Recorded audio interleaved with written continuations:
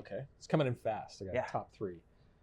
Steven Soderbergh, Akira Kurosawa, and I'd probably say John Woo were the original 3, I would say. Cool. Mine have a similar like timeline to them where my like before I was born guy is Sergio Leone, but my like I was a kid when would be Rodriguez and James Cameron. Okay. And honestly, you can really see how those guys are influenced by my first guy, and I think the same is true for you.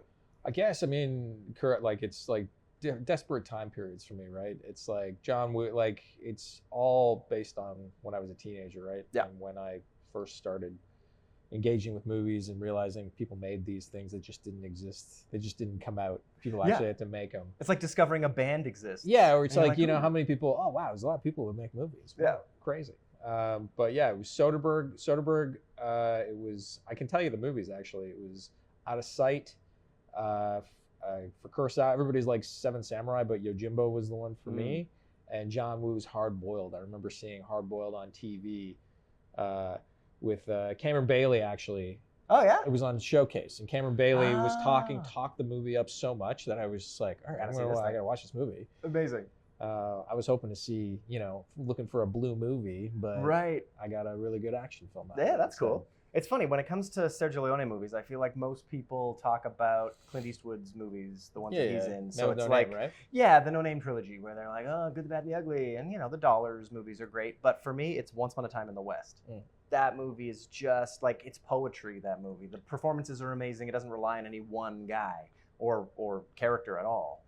And then for me, the James Cameron movies that do it for me, I think when I was younger, it was Terminator, but now it's the Terminator Abyss. 1, not 2? No, Terminator 1. Oh, wow. It was so grisly. I was so young. Everything about it was just so brutal. My parents showed me Terminator 1 at an inappropriate age.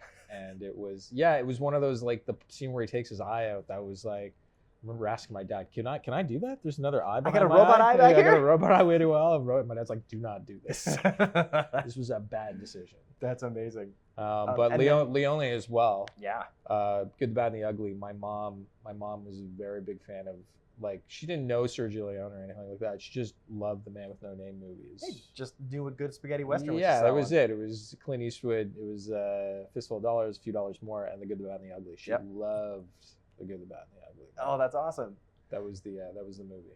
I think my Rodriguez movies would be similarly. He's got his trilogy, but of the Mariachi trilogy, the one that I saw that blew me away was Desperado. Of course. And then when I found out this was essentially a remake of a movie he made off of literal blood money, I thought, oh, so this is a thing you can just do because this guy was a kid when he did it. For sure. I'm a kid. I could do it. Well, because and then he did that. He wrote that book. Was it Rebel? Rebel Without a Crew. Rebel Without a Crew, right? And so I remember that being early on when I started filmmaking. It was like one of those ones. Hey, you got to read this book. Yeah, that was my Bible when I was making 6 Reasons Why. To the point that I had a character reading it in 6 Reasons Why, and then I found out about licensing. Yeah. Like, oh, he can't actually be reading that book, Matt. No, because now you got to cut that. Now you got to pay Rodriguez for that. Which I mean, Rob, let me know. We can remove the censored image anytime you want to give me the rights to that. He's like, no, it's good. Yeah, we're good. Pay me the money. Pay me the money. But yeah, with those influences, are they still? Would you say they're still influences now, or have your tastes changed since then? I mean, I still make westerns, so there's Sergio. I still try to shoot them entirely myself, so there's Rodriguez. And then I still light movies the way Cameron lights movies. Like there's a certain 90s blue light, nighttime vibe that anytime I'm watching like Game of Thrones and the whole thing is gray mud and I can't see a damn thing, I'm like, give me my 90s blue light. I need a moon so I can bloody well see what's happening on the screen. That's that's my inner millennial talking, I guess. That's inner millennial. All right. And what about you? Do you still feel those in the things you're making? I mean, I find it's like always good to have a deeper catalog. Like when it comes to your taste, it's always good to have a deeper catalog of where you're stealing from. So it's just like, I steal from all those guys, no problem. But it's just like, the one thing that led me to is, oh, okay, John Woo was influenced by Sam Peckinpah, so I discovered Sam Peckinpah through John Woo. Soderbergh's influenced by like a myriad of people at any given film, so it's discovering.